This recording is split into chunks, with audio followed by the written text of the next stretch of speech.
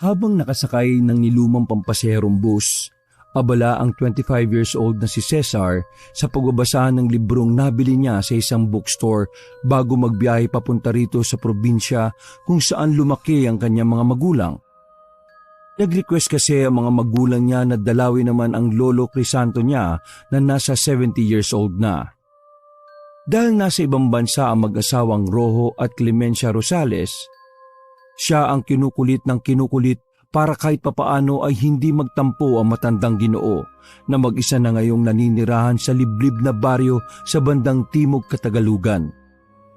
Dahil bukas ang bintana ng nasabing pampaseherong sasakyan, kaya naman F na F talaga ang matangkad na binatang sa pagbabasa niya. Mas relaxing kasi sa pakiramdam ang ganoong pagbabasa, lalo na kung napapaligiran ka ng magagandang tanawin, mga puno, taniman at kabundukan na dinagdagan pa ng malamig at sariwang simoy ng hangin. What is voodoo? It is a religion that is derived from African polytheism and ancestor worship and is practiced chiefly in Haiti. It is also a person who deals in spell and necromancy, a sorcerer's spell, a hexed object. In other terms, in Western countries, it is called charmer, conjurer, enchanter, mage, magician, magus, necromancer, sorcerer, magician, voodooist, witch, or wizard. In France, voodoo started 1700s in the Philippines. Aray! Ba yun? Nahinto na siya sa pagbabasa sapagkat napadaan sila sa malubak at maputik na daan. At dahil na rin sa pagkabigla ay nabitiwan niya ang libro na nahulog sa labas ng bus. Hindi na niya ito nakita dahil tila natabunan na nagtatalsikang putik galing sa gulong ng sinasakyan niyang bus. Naknanto ko naman kabibili ko lang nun Gustuin niya mang magreklamo pero naisip niyang wala na ring saysay dahil abala na ang lahat sa paghawak sa kung saan-saan para lang hindi mahulog sa mga kinauupuan. Ganun na rin ang kanyang ginawa at dahil binayaran niya rin ang katabing upuan kaya wala siyang katabi. Kaya naman isinampa na lang niya roon ng paa at sumandal sa binate para mas maging komportable. Grabe naman tong daan papunta kina lolo. Parang bago ko makarating laspag na ako. Naudlot na siya sa pagbigkas sapagkat nagawi ang tingin niya sa pinakadulong upuan ng kaliwang bahagi ng bus. Meron kasi rong isang Ginoo na maputla ang muka. Medyo lubog ang mga mata at tila nangangayayat. Panay ang himas nito sa magkabilang balikat habang marahang iniikot na pa-counterclockwise ang ulo. Nang lumingon sa kanya ang lalaki, ay umiwas kagad siya ng tingin sa likuran niya mismo sa pinakadulo ring bahagi ng bus. May 3 malalaking bayong na di-zipper na nakikita niya lang sa mga malalaking pamilihan katulad ng Divisoria at Baclaran. Sa pinakadulo na malapit sa bintana ay may napansin siyang paa ng tao. Pero bago pa niya tingalain to, ay isang malakas na pag-uga na ang yumanig sa kanilang lahat na nakasakay sa bus.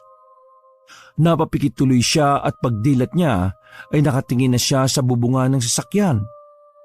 Huminto saglit ang bus at bumaba ang driver, konduktor at ilang pasahero. Aray! Ang sakit nun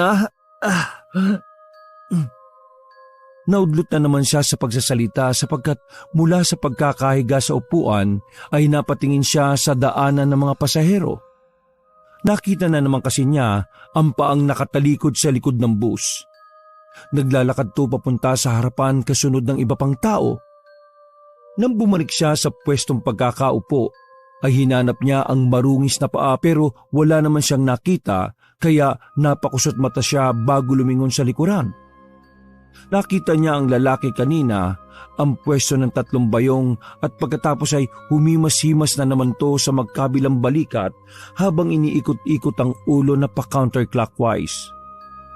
Kahit sino naman sigurong magbuhat ng ganyang kalaking bayong, sasakit din talaga ang mga balikat eh.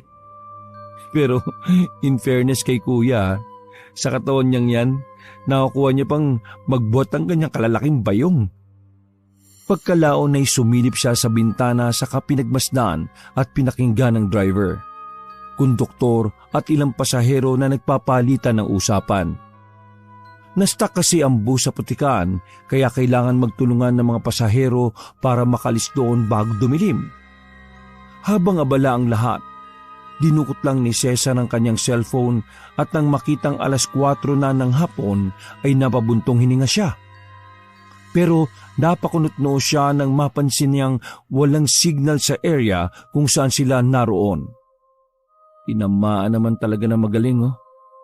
Walang signal mode. Ay nako naman. Napasandal na lang siya sa upuan habang ibinubulsa ang cellphone. Pagkatapos noon ay hinayaan na lang niya ang mga tao sa labas na magtulong-tulong. Bahala kayo dyan. Iidlip ako. At nakaidlip nga siya pero hindi niya rin inakala na magiging mahaba ang kanyang pagtulog.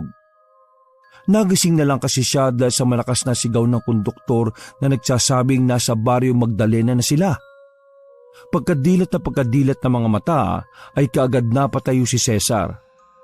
At dahil sa matangkad ang binata, kaya nauntog pa siya dahilan upang mabaling ang atensyon ng mga tao sa kanya. Malakas kasi ang tunog. Naman, buwisit naman oray ko. Habang kumakamot ng ulo ay muling pasigaw na nagtanong ang konduktor kung mayroong bababa kaya nagsalita siya kaagad. Pakibaba na lang ako sa arko, Manong. Pagkahinto ng bus ay kinuha niya kaagad ang bag sa compartment na nasa ulunan niya at dali-daling bumaba sa bus dahil na rin sa hiya. Nang nasa arko na siya ay minisdan niyang umandar ang bus paabante pero hindi pa man nakakalayo ay huminto na to. Kunot noon niyang pinagmasdan ng bus habang kumakamot-kamot pa rin sa ulo. Oh, bakit huminto na naman? Ilang segundo lang din ay nasagot na ang tanong niya sa sarili. Ang lalaking may bitbit na 3 bayong ay bumaba rin pala. Tinulungan pa ito ng konduktor sa pagbababa ng mabibigat na bayong hanggang sa may lumapit na roong isang tricycle galing sa terminal na hindi napansin ni Cesar. Uy, may tricycle pala. Ay, buti na lang. Sumakay siya at kaagad nagpababa sa bahay ng kanyang lolo Crisanto. Alam niya naman kasing halos lahat ng mga tao roon ay makakakilala na, kaya hindi na rin siya gaanong nababahala. Pasado 5:30 ng hapon ay narating niya na nga ang dati nilang bahay nung hanggang 5 taong gulang siya. Pagbaba pa nga niya ng tricycle ay may nakita siyang lalaking mas matangkad pa sa kanya. Medyo maputla lang to at lubog ang mata. Kahit na nahihiya ay nilapitan niya to at tinanong dahil nakatayo lang ito sa gilid ng gate. Kuya, dito po ba ang bahay ni Lolo Crisanto? Nakangiting tumango ang Ginoo at pagkatapos ay nakipagkilala pa ito bilang si Eric bago bigla na lang umalis at naglaho ng hindi niya namamalayan. Napabuntong hininga na lang siya bago tumapat sa gate at magsalita ulit. Salamat, nakarating din. Tao po! Lolo Crisanto! Lolo Crisanto! Mahina niya kinatok ang gate na kinakalawang hanggang sa lumabas ang kanyang hinahanap. Kasing tangkad niya, puti ang mahabang buhok, pati balbas at bigote. Sakto ang hubog ng katawan pero mahahalatang matanda na talaga to dahil medyo laylay na ang mga balat sa braso at mukha. Sino ka? Hindi kaagad nakapagsalita ang gwapong binata dahil sa asta ng kanyang lolo. Napakasama kasi ng tingin nito sa kanya na halatang hindi siya nakilala. Pumeki na lang siya ng ngiti sabay hawak sa shoulder strap ng bag para doon mapunta ang tensyon na nararamdaman niya. Lo? Si Cesar po ito. Cesar? Wala namang Cesar dito sa lugar namin. Kilala ko ang lahat ng taga rito kaya wag mo akong niloloko, ha? Napangiwi na lang ng pasimple ang matangkad na binata sapagkat kitang-kita niya ang pagkunot ng noo ng kanyang lolo. Umalis ka na rito kung ayaw mo makatikim sa akin. Si lolo talaga. Napakapalbiro. Anak po ako ni Rojo at Clemencia Rosales, lo. Ako po si Cesar Rosales, ang nag-iisa mong apo. Pagkasabi niyang yon ay biglang nagbago ang reaksyon ng mukha ng Ginoong may mapuputing buhok. Tila nagliwanag sa tuwa ang mukha nito pagkakita sa kanya na hindi pa rin makapaniwala. Ano ba yan, Cesar? Ang laki mo na. Bilisan mo at pumasok ka dito, apo. Pagbukas ng gate at paglapit sa matandang lalaki ay nakangiting nagmano ang binata bilang paggalang. Niyakap naman siya ng maigpit ng kanyang lolo na halatang sabik na sabik at nangungulila sa pagmamahal. Butit na padalaw ka. Ano namang masamang hangin ang nagpatpad sa iyo rito? Tabi ka naman, lo. Masamang hangin talaga. Sa pogi kong ito masamang hangin lang ang magdadala sa akin dito. Siyempre po, na-miss ko kayo, no? Ay, nako. Duda ko dyan. Malamang inutusan ka ng tatay at nanay mo, ano? Kasama na yon pero siyempre, in my own willingness, ginusto ko rin makabalik ulit dito. Plano ko na talaga yun, lo bago pa sabihin nila papa at mama. Dapat nagpadala ka muna ng sulat na pupunta ka rito para nakapaggandaman lang ako at nasundo kita sa bukanan ng barya. Marami pa naman loko-loko rito. Mabuti na lang at hindi ka naligaw. Nagpigil sa pagtawa ang matangkad na binata patapos marinig ang sinabi ng kanyang lolo patungkol sa pagsulat. Sa kabilang banda ay nakaramdam siya ng habag para rito. Sapagkat sa sibilisadong henerasyon ay tila namumuhay pa rin si Lolo Crisanto sa dating kapamaraanan. Lolo, hindi na usang pagsulat-sulat ngayon. Isang message at call lang pati social media. Pwede na kayong makontak basta may cellphone, no? Ang kaso nga lang, wala namang signal dito sa lugar nyo Kaya hindi na ako nagsabi. Yun nga ang punto ko, apo. Walang silbi sa lugar na ito ang cellphone na yan. Halika na nga sa loob, apo, para makapaghapunan na tayo. Mabuti na lang nagbigay si Luning at saka yung apo niya ng ulam kani-kanina lang. Sige po, lo. Nagugutom na rin ako Itong mga nabili kong pagkain dito sa bag, hindi naman panghapunan Habang pumapasok sa loob ng bahay, ay naisip ng gwapong binata ang Luning na tinutukoy ng kanyang lolo. Bago kasi bumaba ng tricycle, ay meron siyang nakita at nakasalubong na matandang babae na may kasamang magandang dalaga na tila galing mismo sa bahay ni Lolo Crisanto. Baka yun na nga yun. Maganda pa naman yung babae. Ano kayang pangalan? Pagdating nila sa kusina ay pinapwesto kagad ni Lolo Crisanto ang kanyang apo sa tapat ng hapagkainan. Pagkuha niya ay kumuha siya ng 2 plato at kutsara. Nasa mesa na kasi ang maliit na kaldero na naglalaman ng kanin habang ang ulam ay nakatakip lamang ng lumang plastic dish cover. Pagtanggal ng matandang lalaki ng tumatakip sa ulam ay tumambad sa paningin nila ang mainit-init pang bangus na sinigang sa miso. Humalimuyak din ang mabangong amoy nito kaya napalunok si Cesar. Wow!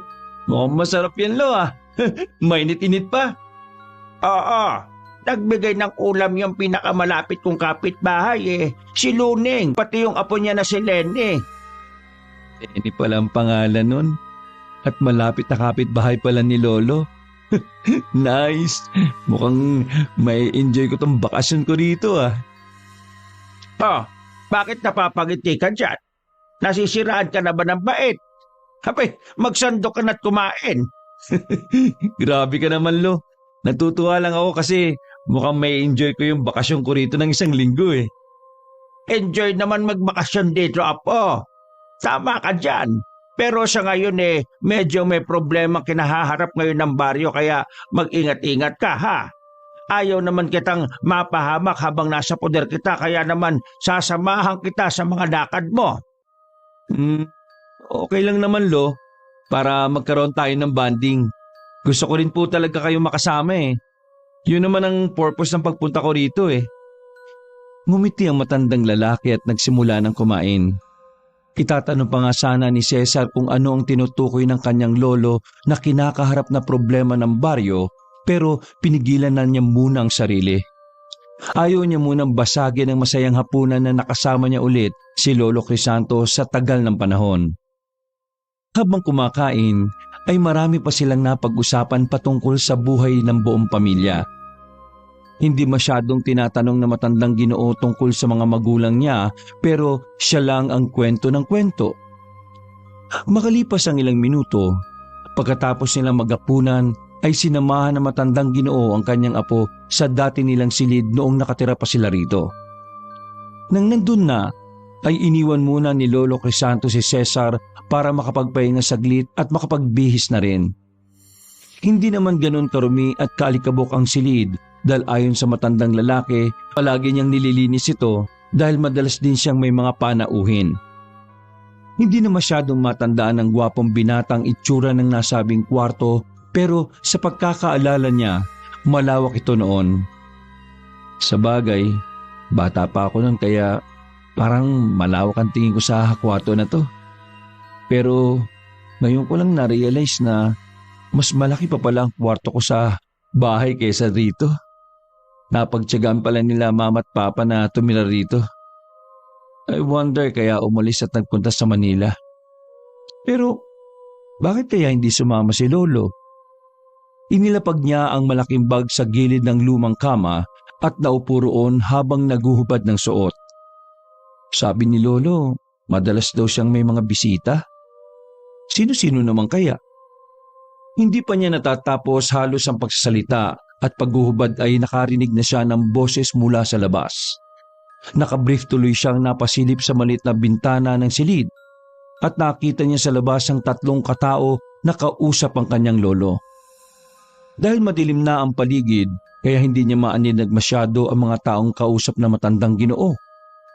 Hindi niya rin masyadong marinig ang usapan dahil medyo malayo at mahina ang mga boses, kaya umalis na siya sa gilid ng bintana at nagpatuloy na sa pagbibihis. Maya-maya pa, pagkatapos makapagpalit ng pambahay, habang nakahiga sa kama at nagmumuni-muni, ay kumatok si Lolo Crisanto sa pintong nakabukas bago nagwika. Apo, Cesar, gusto mo bang sumama mamayang alas 7 sa isang kapitbahay natin dito sa baryo? Sige po. Ano pong meron, Lo? Lamay yun, Apo. Ayos lang ba sa'yo? Kung ayaw mo naman, pwede kang magpaiwan dito. Naisip lang kitang isama dahil medyo matatagalan ako makauwi. Wala kang kasama rito hanggang mamayang alas 12 ng hating gabi. Hindi po, Lo. Sasama po ako. Wala rin naman akong gagawin kung magpapaiwan ako dito. Nakaka-boring lang po, di ba? Ay siya, sige.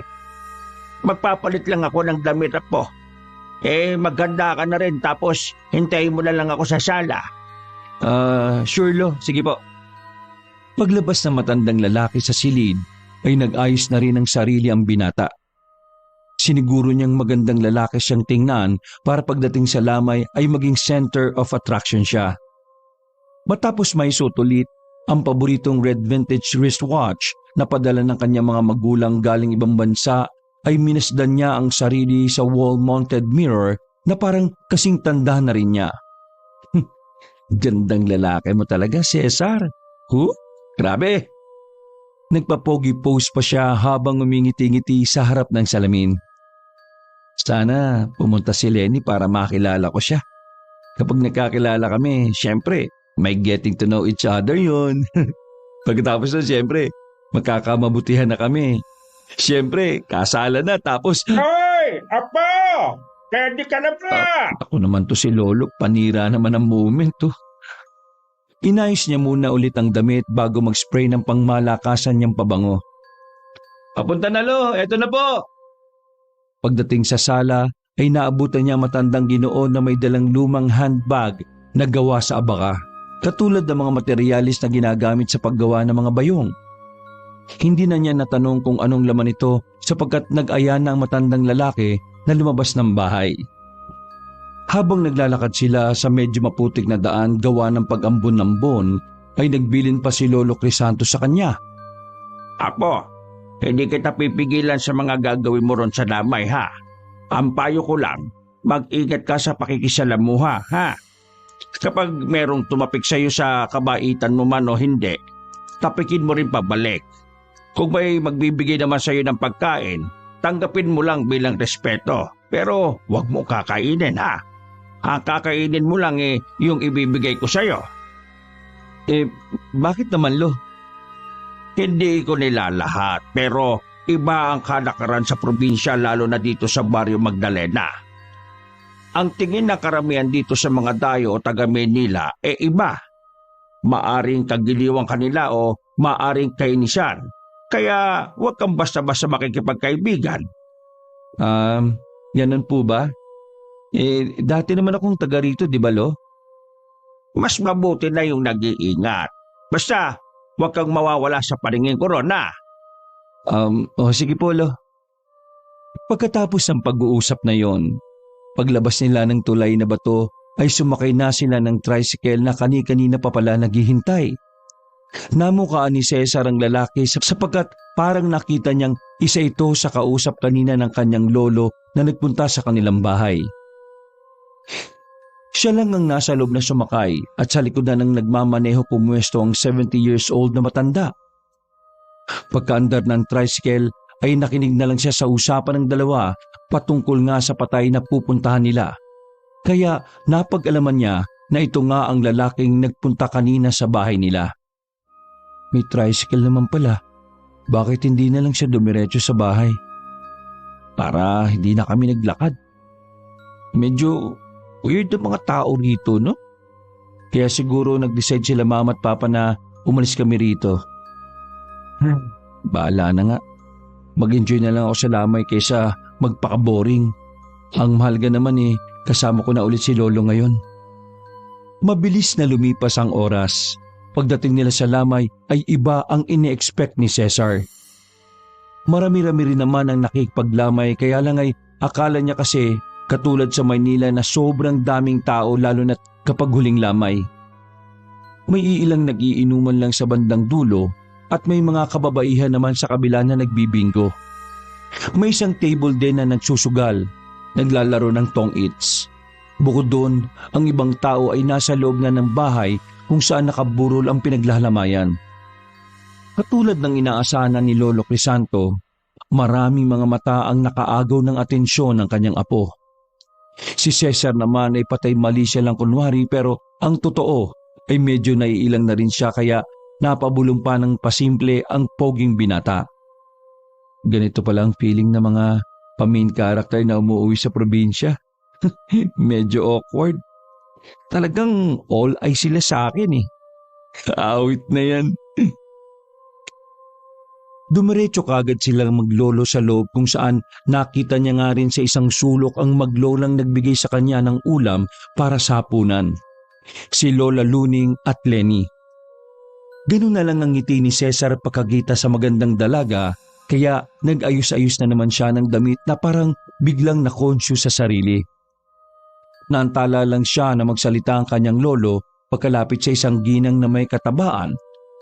Magandang gabi, Salve. Magsisimula na ba tayo? Habang nakikipagkamay ay sumagot naman ang ginang na chubby. Narinig ni Cesar na meron lang silang hinihintay na isa sa mga kaanak ng namatay para masimula na kung ano man ang gagawin nila. Naglibot muna saglit ng tingin ang gwapong binata hanggang sa madako siya kay Lenny na tahimik lang sa isang sulok. Matagal itong pinagmasdan ni Cesar dahil talaga namang napakaganda ng dalaga. Mahaba ang pilik mata, maputi, hindi katangkaran pero balingkinitan. Ganito ang katauhang nakita niya na pasok sa kanyang panlasa. Grabe, ang ganda talaga niya. Sana magkaroon ng chance na makausap ko siya. Apo, halika rito saglit at ipakikilala kita. Ho? Sige po, Lo. Nahihiyaman ay wala nang nagawa si Cesar. Naisip niya na lang na Ito na rin talaga ang pagkakataon niya para makilala ang magandang Binibini. Mga kasama, si Cesar ang apo ko. Kung natatandaan niyo pa, ito yung nag-iisang anak ni na Rojo at Clemencia. Kitang-kita ang pagkabigla ng mga naroon pagkakita sa kanya at karamihan sa mga yon tuwang-tuwa at nagbigay ng compliments nila sa binata. Palakpak tenga lang si Cesar habang pinapakinggan ang mga sinasabi ng mga taong kumakamay sa kanya. Na ang tangkad niya, nahati ang mukha niya sa ama at ina, na ang pogi niya at makisig. Nautlot lang ang lahat ng yon nang marinig niyang magsalita ang matandang babae mula sa kanilang likuran. Ang laki-laki na pala ng punmok ni Santo. Siya na ba si Cesar? Ang huli ko siyang nakita 5 taon pa lamang siya. Bakit kanina hindi ko siya nakita nung nagbigay kami ng ulam ni Lenny? Ay mga ilang minuto pagkaalis nyo saka lang naman siya dumating. Wala man lang ang pasabi. Mabuti na lang talaga at nagbigay kayo ng ulam kaya napakain ko ng hapunan. Halika rito po. Siya nga pala, eto si Lune, yung nagbigay ng masarap na ulam kanina sa atin.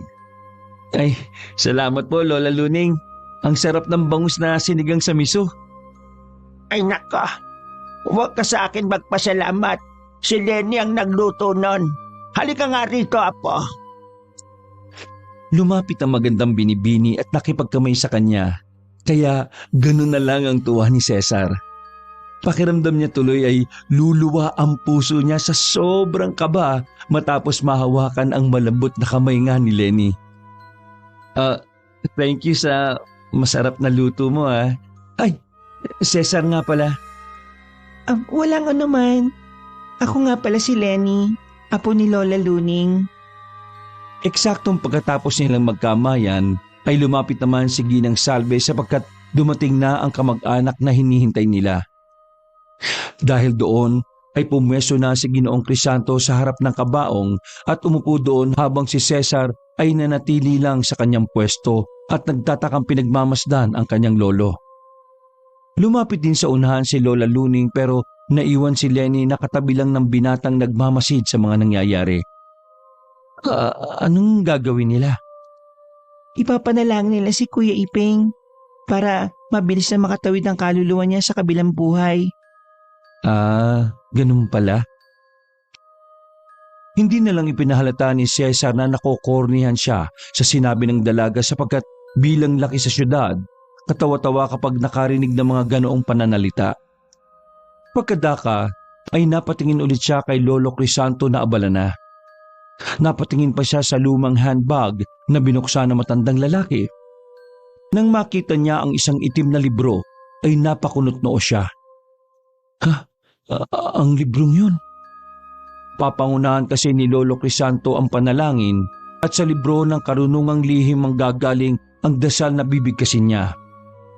Nang marinig yun ng binata, bigla siyang napatingin kay Lenny na seryoso namang katanaw sa mga taong nasa tapat ng kabaong. Libro ng karunungang itim? Oo, tama ang dinig mo. Karamihan sa mga taga rito sa Baryo Magdalena kumukuha ng kaalaman sa libro ng karunungang itim. Hindi ba naikukwento ni Lolo Crisanto sa iyo yon? Umiling lang si Cesar bago tuluyang lumingon sa kanyang lolo na nagsisimula na sa ginagawa nito. Maya-maya pa ay may mga kababaihang nag-abot ng kandila sa mga taong naroroon. Pagkakuha niya ng isa ay napasilip siya sa labas kaya nakita niyang nanahimik ang mga naglalaro ng bingo, nagiinuman pati ang nagsusugal. Nang matapos ng masindihan ng mga kandila ay binuklat na ni Ginoong Crisanto ang librong itim ng karunungang lihim. Matapos silang lamunin ng katahimikan, doon naramdaman ni Cesar ang kakaibang kilabot. Wala pa mang sinisimula ng kanyang lolo pero kakaiba na ang naba-vibes ng gwapong binata.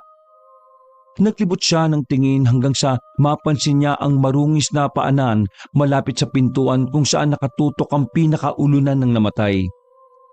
Pamilyar sa kanya ang marungis na paa na yon sapagkat nakita niya na ito sa bus bago pumunta rito.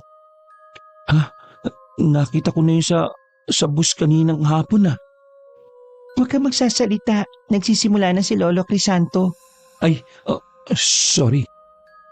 Gamit ang kaliwang kamay ay tinakpan na lang ni Cesar ang bibig habang ang kanang kamay naman ay hawak ang kandilang may sindi. Nang iangat niya ang tingin kung saan nakita ang marungis na paa, hindi niya naman nakita ang itaas na parte sapagkat natatakpan na yun ang kortina. Napatanong na lang siya sa isip dahil doon. Sino kaya yun? Natigil lang siya sa pagtingin doon na magsimula ng magsalita si Ginoong Crisanto.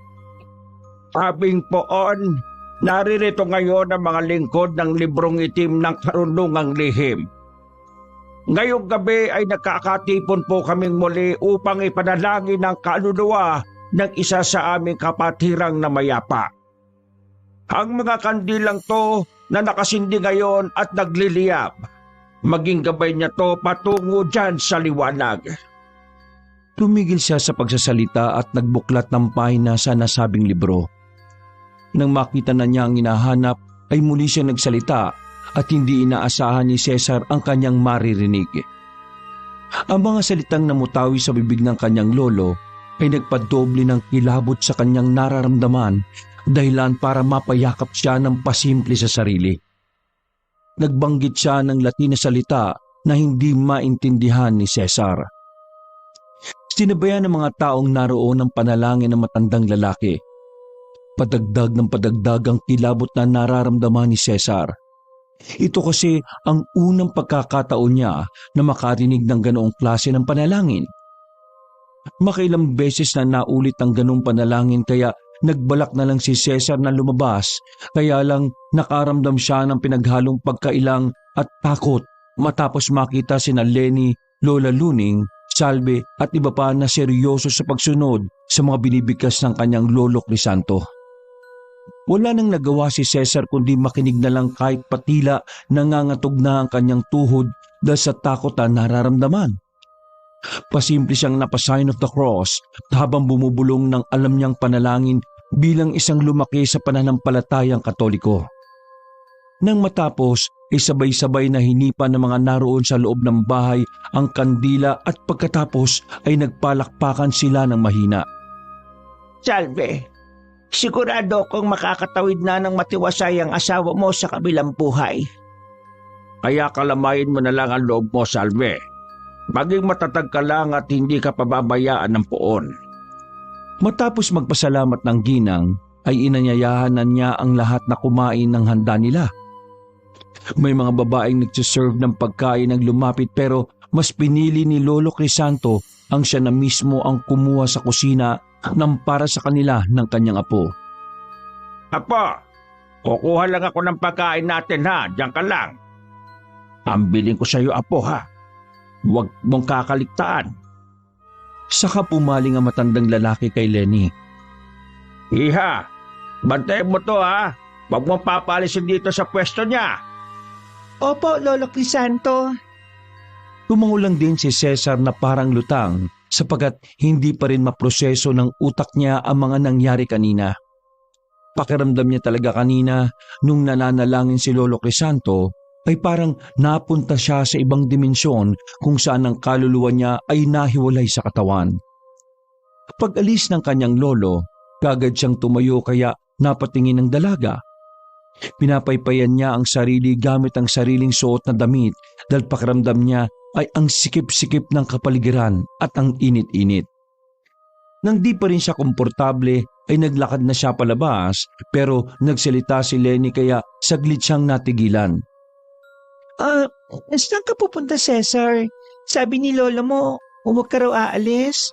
Baka pagalitan ako noon. Hindi ka naman siguro pagagalitan nun. Magpapahangin lang ako saglit sa labas. Ang init kasi rito eh. Papasok na lang ako maya-maya kapag napreskuhan na ako. Nagtuloy-tuloy na siya sa paglalakad hanggang sa makalabas ng pintuan. Doon ay minasid niya ang mga mesa kung saan nagtuloy ang pagtotong-its, pag-iinuman at pagbibingo. Pumesto siya sa pinakadulong mesa na malapit sa gate dahil walang tao roon. Naupo siya at muling pinaypayan ang sarili gamit ang suot na damit. Tumigil lang siya nang mapreskuhan na ang kanyang katawan. Habang busy ang lahat sa kani-kanyang pinagkakaabalahan, ay nag-ikot-ikot lang siya ng tingin. Iniisip niya kasi ang nasaksihan kanina. Member pa ng kulto si Lolo? Alam kaya nila papa at mama to? Siguro kaya sila umalis dito sa Barrio Magdalena. Dahil siguro sa ganung mga katuruan. Langyang yan, nakakatakot. Sayang di ko nakunan kanina ng video. Sa kanya lang naalala ang cellphone kaya dinukot niya kaagad to sa bulsa at tiningnan ang mukha gamit ang front camera. Ganun na lang ang gulat niya nang may makitang lalaking tila nakadungaw sa kanyang likuran. Kaya halos mapatayo siya sa kinauupuan. Mabuti na lang ay napigil niya ang sarili sa pagsigaw at nagkunwaring okay lang ang lahat habang tumitingin sa mga tao sa paligid. Nang makita niyang parang wala namang nakapansin, ay binalingan niya ulit ng tingin ng lalaking tila nakipag-picture sa kanya kanina. Kuya naman, nakakagulat ka po. Basta-basta ka lang sumusulpot sa likuran eh. Nakakagulat po talaga, promise. Akala ko multo ka na eh. Ipit na ngumiti lang sa kanya ang ginoong chubby na medyo namumuti ang mga mata at namumutla ang balat kaya ganun na rin ang kanyang ginawa kahit ilang na ilang siya rito. Pagkatapos noon ay tinapik siya nito sa balikat bago maglakad papasok sa loob ng bahay.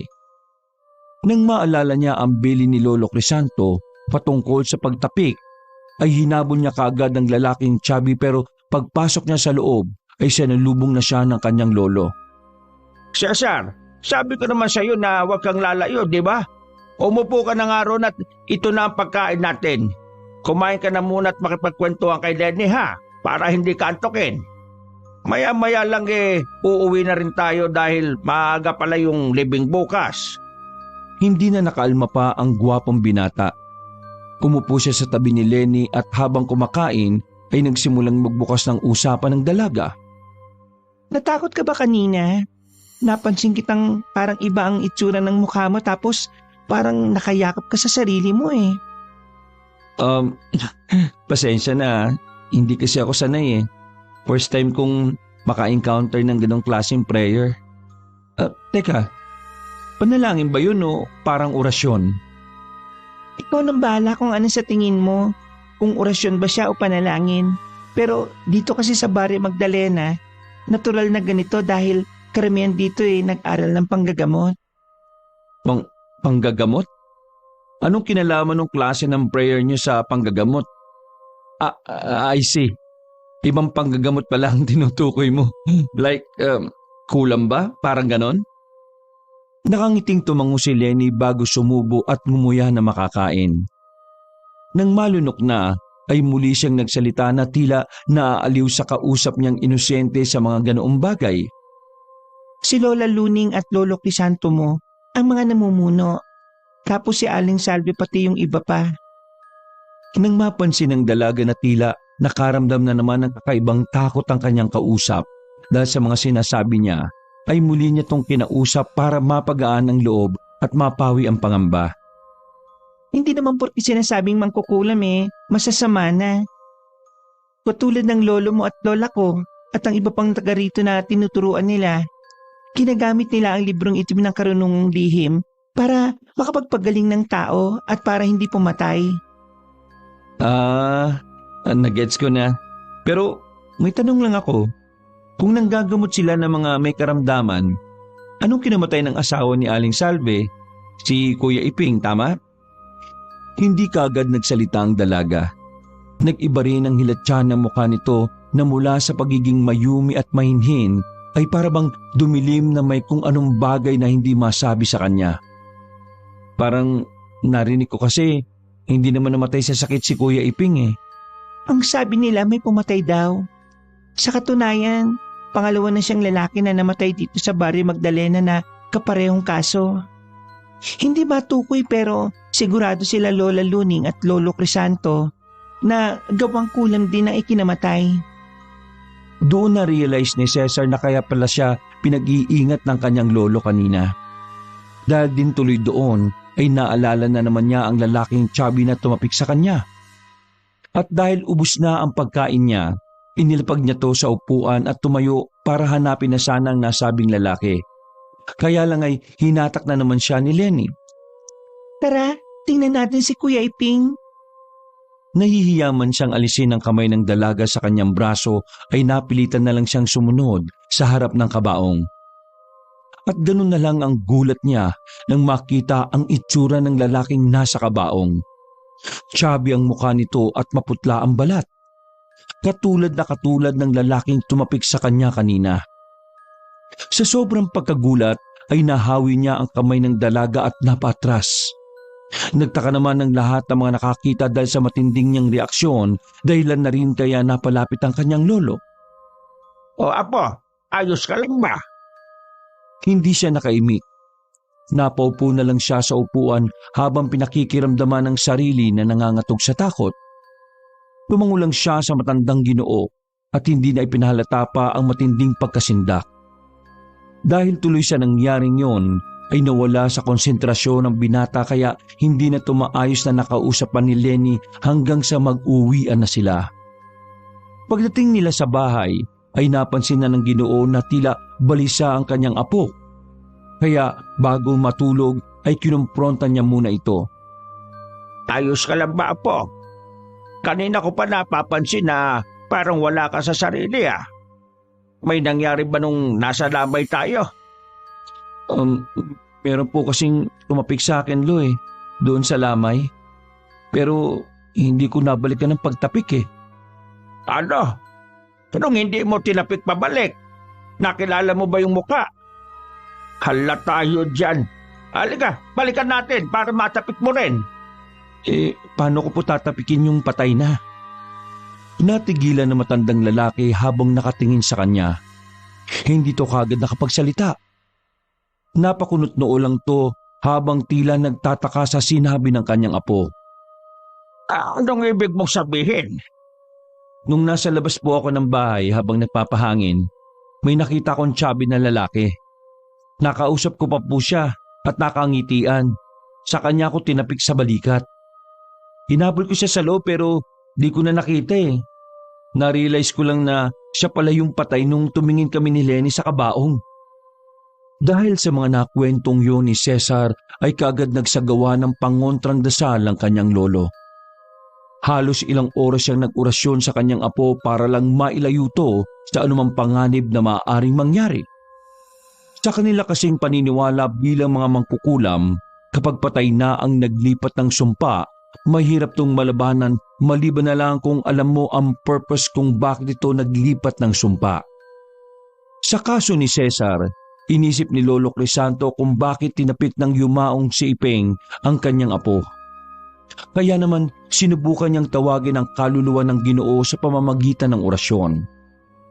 Nang masindihan na ang mga kandilang itim sa palibot ni Cesar, muling nagpaalala ang matandang lalaki.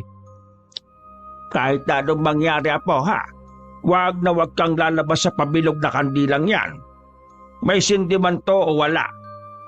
Hanggat hindi tayo natatapos, wala kang ibang gagawin kundi manatili sa loob niyan. Paniwalaan mo ko, apo ha, at hindi ka mapapahamak. Opo, Lolo. Nang handa na ang lahat ay nagsimula na si Lolo Crisanto sa pagsasagawa ng ritual. Muli siyang nagdasal ng mga salitang siya lamang ang nakakaintindi. Nangilabot na naman ang binata matapos mapakinggan ang mga salitang hindi niya maintindihan. Nagpatuloy naman ang matandang Ginoo sa pagsasalita matapos niyang patakan ng dugo ang sahig galing sa daliring kinagatan niya. Sa ngalan ng aming poon at sa kapangyarihan ng librong itim ng kaalamang lihim, dugo ng aking dugo bilang sakripisyo. Tinatawagan ko ang kaluluwa ng namayapang si Iping upang siya ay tanungin kung bakit niya binati ang aking apo. Iping! Magpakita ka at sumagot ka sa aking panawagan! Sabay-sabay na namatay ang mga kantilang itim dahil sa malakas na hangin pumasok sa loob ng silid na kinaroroonan nila. Habang nilulukob ng kadiliman ng buong paligid, unti-unti ring namamayani ang matinding lamig. Lamig na hindi galing sa ihip ng hangin kundi dala ng mga enerhiya na nagsamas-samang espiritu. Iping! Kung naririnig mo ako, tinatawag kita, magparamdam o magpakita ka. Makailang ulit niyang inulit ang mga sinabing yon hanggang sa ang isang kandila na nasa pagitan nila ni Cesar ay bigla na lang nagningas. Nangilabot ng husto ang binata habang nakatingin sa kanyang lolo na tila nag-iba ang kulay ng mga mata. Lo, tama na po. Kinakabahan po ako. Hindi na niya natapos ang pagsasalita sapagkat sumenyas ang Ginoo sa kanya na manahimik. Napayakap na lang si Cesar sa sarili habang hindi niya alam kung may iyak ba siya sa sitwasyon. At habang nanginginig ang buong katawan dahil sa takot ay nagpatuloy naman ng kilabot na namamayani sa buong paligid. Ilang saglit pa ay lumakas ang apoy ng kandilang itim sa pagitan nilang maglolo. Sumayaw-sayaw ito na parang may gustong ipahiwati kaya pareho silang napatingin doon. Iping, kung ikaw yan, magpakita ka ng mga senyales. Hindi pa man halos natatapos na matandang lalaki ang kanyang sinasabi, ay namatay na naman ang kandila kaya nilamon na naman sila ng kadiliman. Lo, nasaan na po kayo? Lo?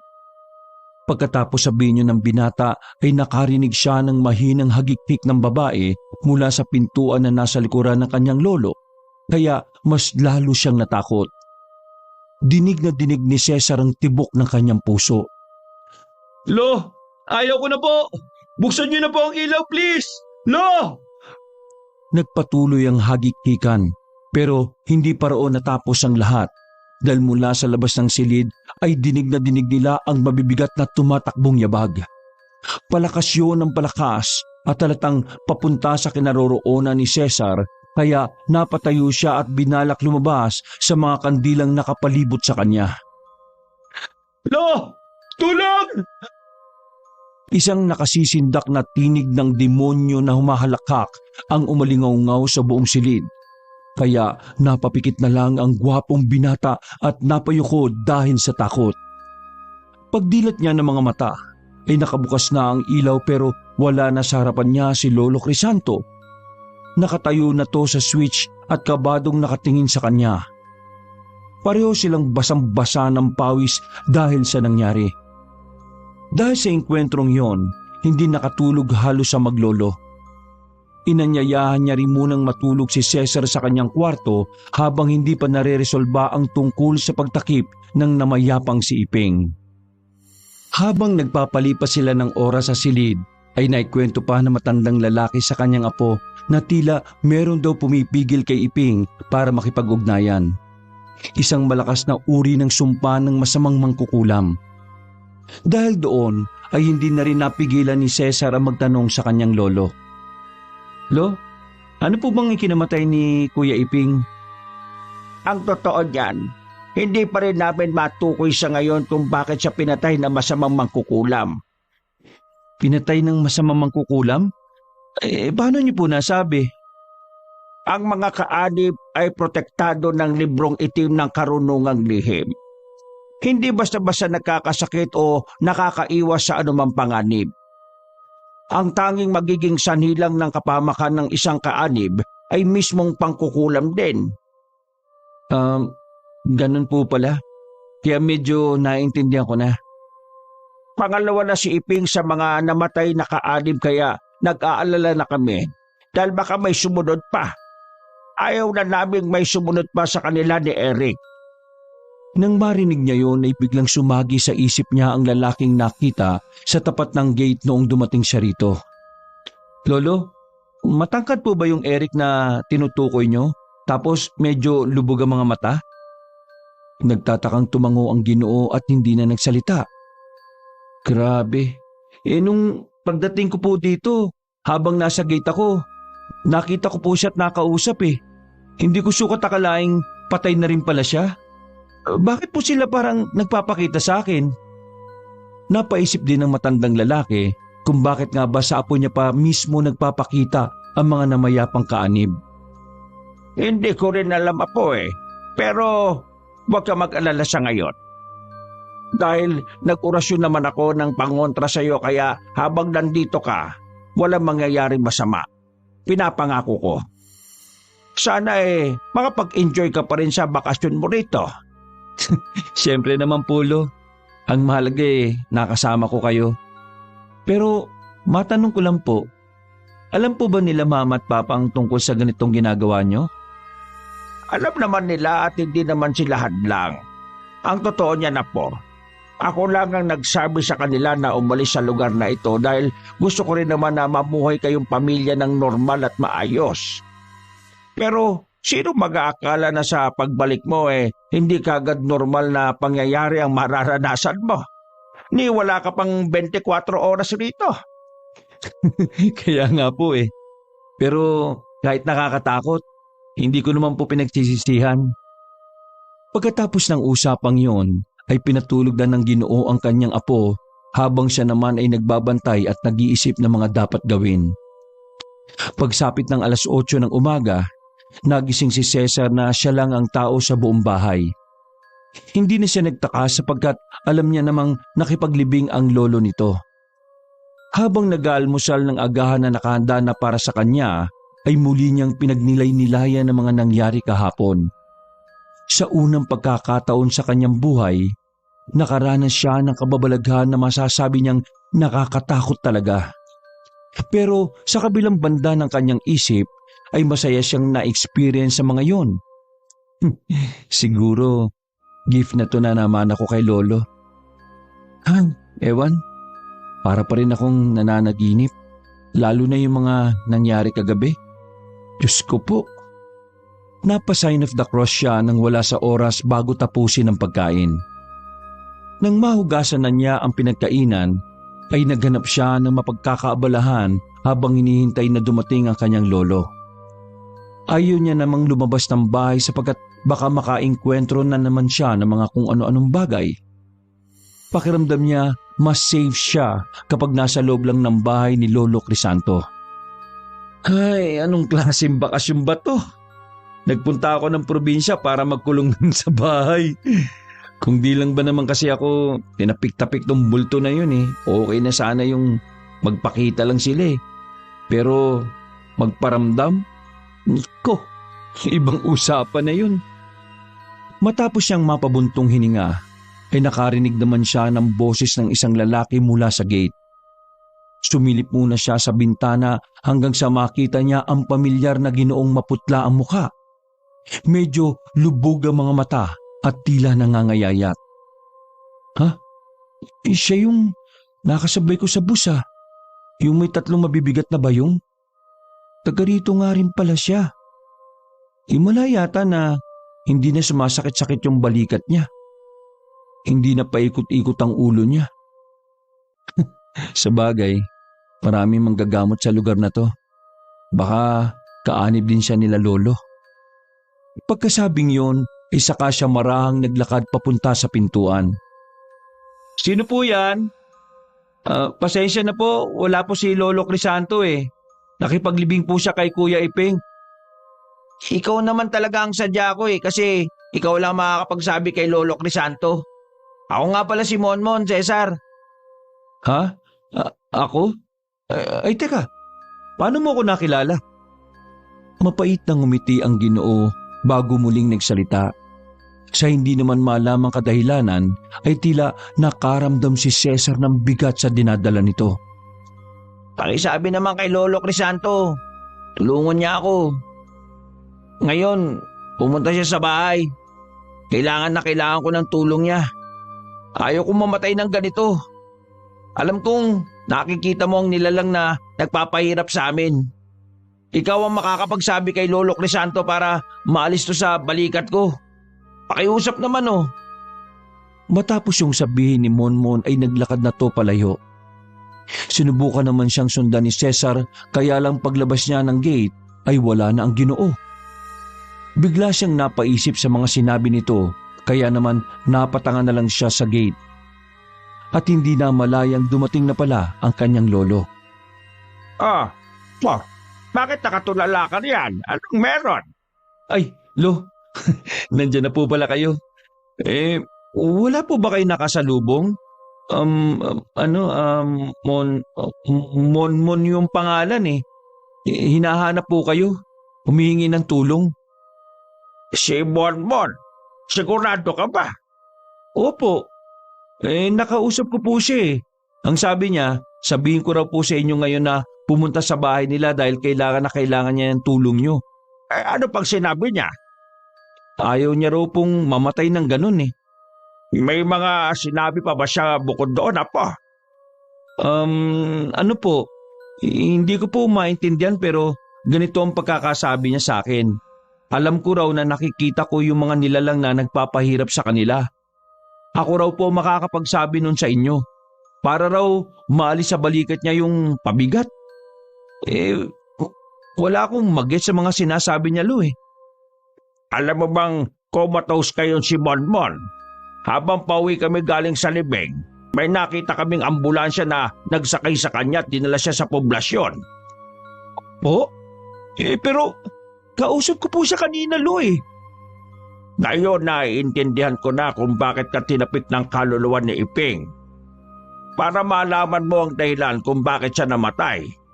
Malamang pareho lang to ng nangyari kay Eric at itong nangyayari ngayon kay Monmon. Ano po bang gagawin natin, Lo? Magbihis ka, Apo, at pupunta tayo ngayon sa bahay nila. Wala nang inaksayang oras sa maglolo.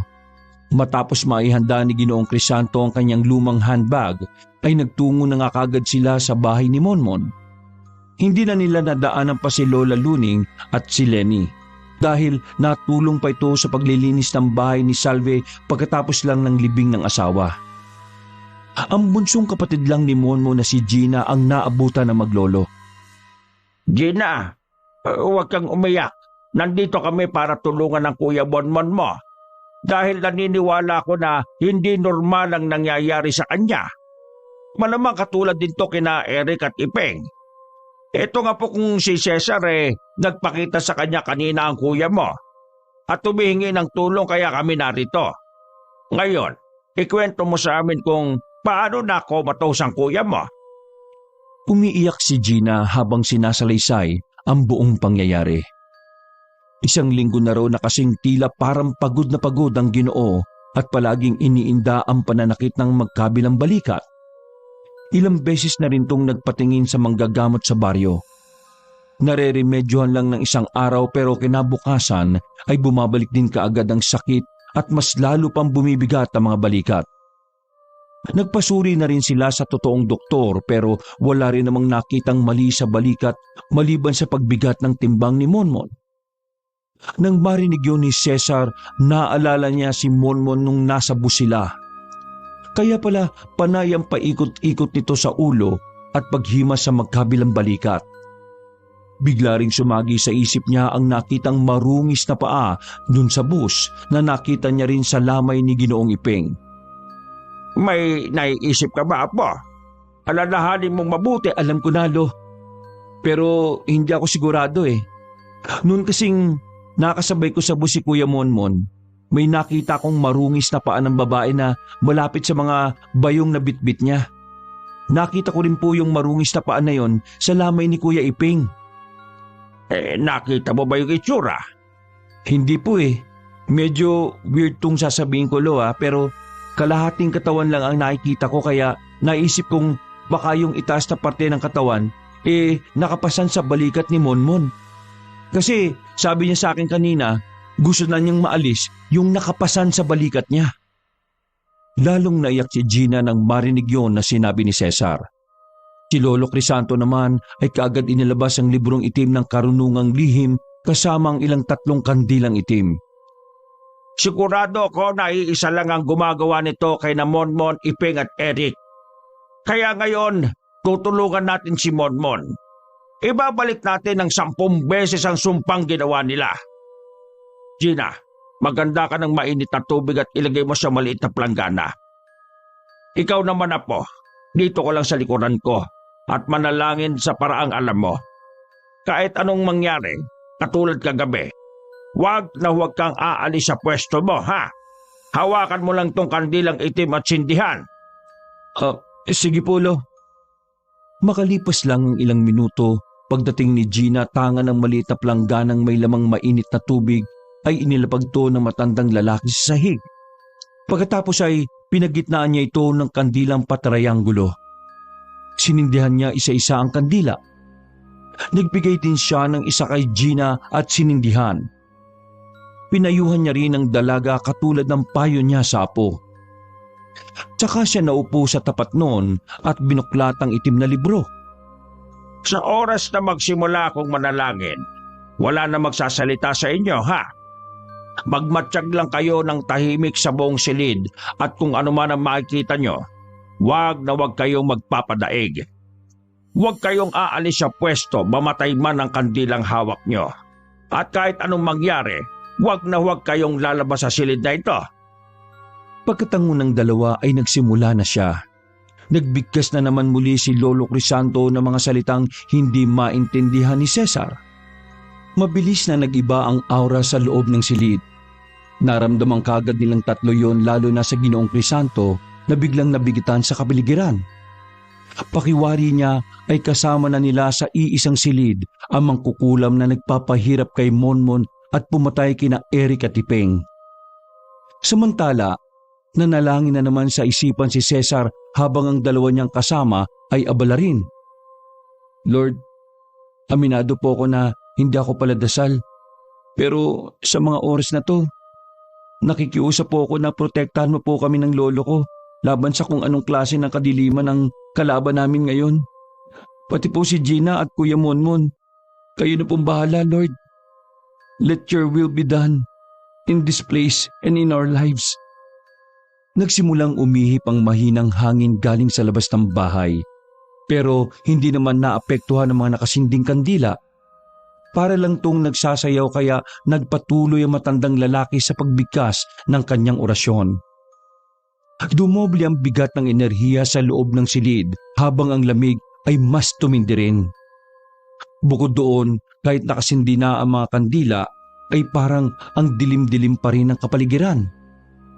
Kinakagat na naman ni Lolo Crisanto ang kanyang hintuturo at nang dumugo na ito ay sa kanya ipinatak sa maliit na plangganang nasa gitna ng patrianggulong hugis ng mga kandila. Matapos ang 3 ulit na pagpatak ng dugo sa tubig na nasa planggana ay saka siya muling nagsalita. Sa ngalan ng aming poon at sa kapangyarihan ng librong itim ng kaalamang lihim, dugo ng aking dugo bilang sakripisyo. Tinatawagan at tinuutusan ko ang sumpang nakapatong sa balikat ni Monmon na siyang nagpapahirap sa kanya. Sa ngalan ng poon, magpakita ka at sumagot sa aking panawagan! Pagkatapos bigkasin niyo ng matandang manggagamot, ay tila biglang nilamon ang katahimikan ng buong silid. Tumigil sa pagsayaw ang sindi ng kandila. Huminto ang pagtakbo ng orasan at tila ba napunta sila sa ibang dimensyon kung saan kahit ang mga sarili nila ay hindi na rin marinig sa tindi ng katahimikang bumabalot sa kanila. Maya-maya pa ay unti-unting kumulo ang patak ng dugo na nasa maliit na plangganang may tubig.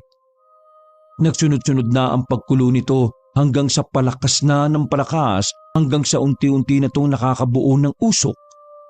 Nanatiling nakatunghay si Cesar kahit ang totoo ay kabadong-kabado na siya sa mga nangyayari. Inuutusan kita! Sumpa na nagpapahirap kay Monmon! Lumabas ka! Sa isang iglap, ang usok na namuo mula sa kumukulong tubig ay kumorte ng isang babae.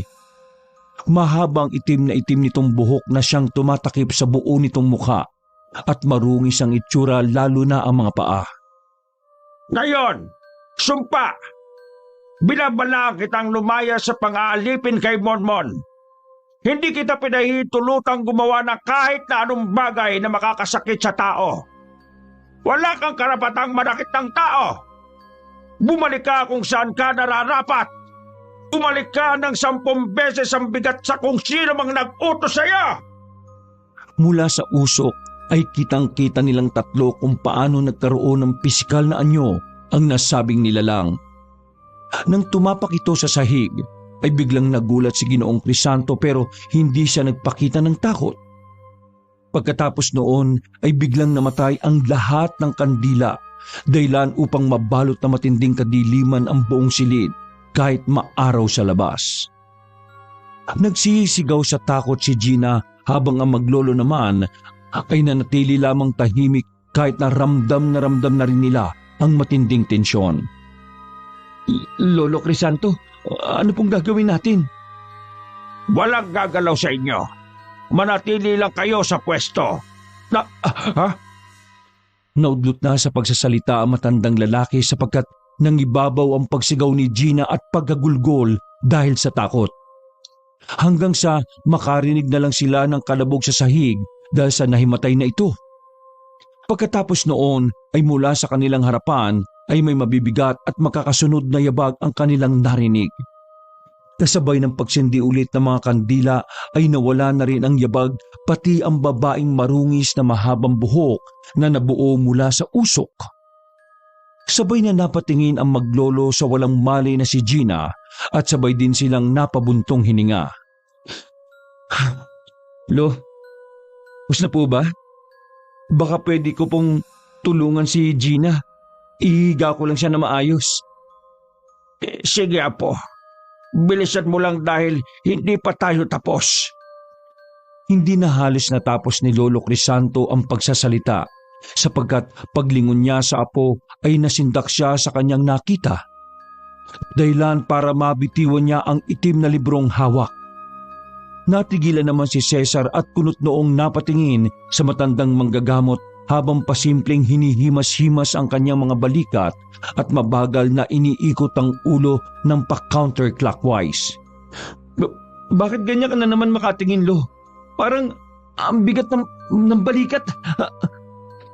Nang mapagtanto ni Cesar ang mga bagay-bagay, ay mabilis na gumapang ang kilabot sa buo niyang pagkatao. Kaya bigla siyang nakaramdam ng pagkamanhid. Nakarinig din siya ng mahihinang hagikip ng isang babae at paglingon niya sa bandang kanan ay ganoon na lang ang pagkasindak niya nang makita ang nakakatakot na itsura ng babaeng nakapasan sa kanyang balikat. Sa sobrang haba ng katawan nito ay akalain mong magkahiwalay ang itaas na bahagi at ibabang bahagi.